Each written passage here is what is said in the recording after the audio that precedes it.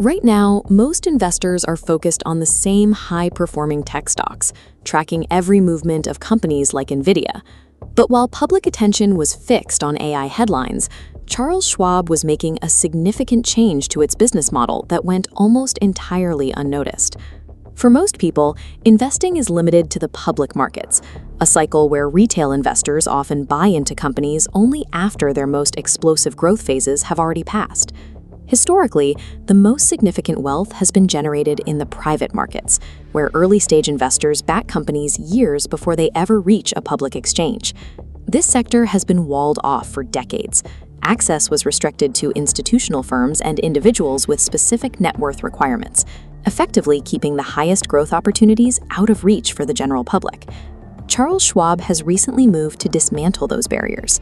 By integrating private market infrastructure into its retail platform, Schwab is changing the technical requirements of who can participate in private equity.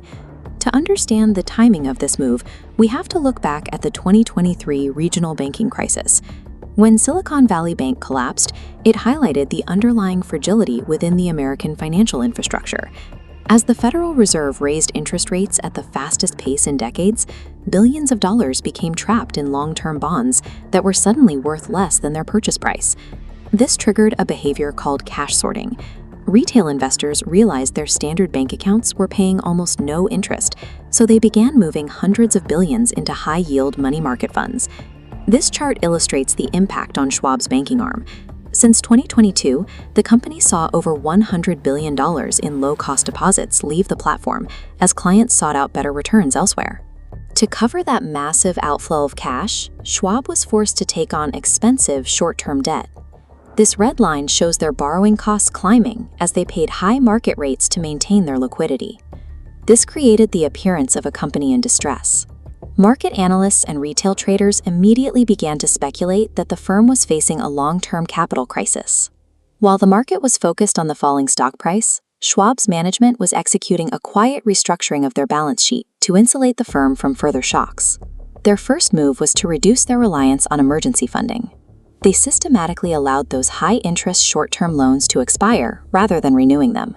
Next, they stabilized their capital by replacing that volatile debt with longer-term corporate bonds, ensuring they wouldn't be forced to borrow at even higher rates in the future. They also moved client cash into proprietary sweep funds. This gave Schwab greater control over the interest margins, turning a liability back into a reliable source of revenue. During this period, a clear divergence emerged. Retail investors were selling based on negative headlines, while institutional buyers began accumulating shares, betting on the firm's structural recovery. This wasn't a firm in decline, it was an institution fortifying its position to withstand a more volatile economic environment.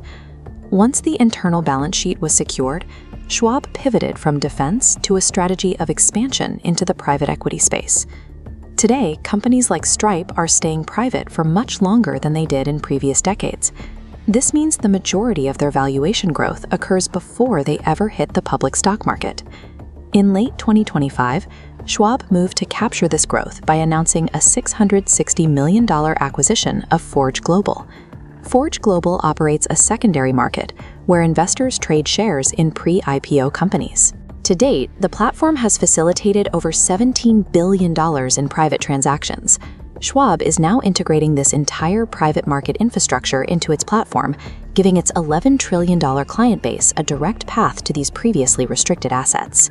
By utilizing the period of the banking crisis to acquire these capabilities, Schwab has effectively bridged the gap between institutional private equity and retail brokerage accounts.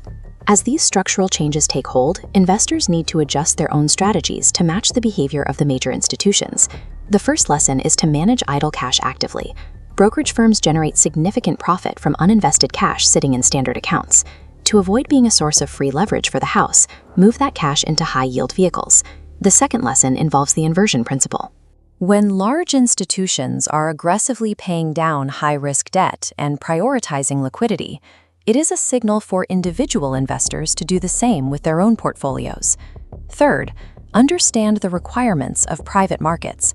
While access is expanding, these investments often come with long lockup periods and significantly higher risks due to their lack of daily liquidity.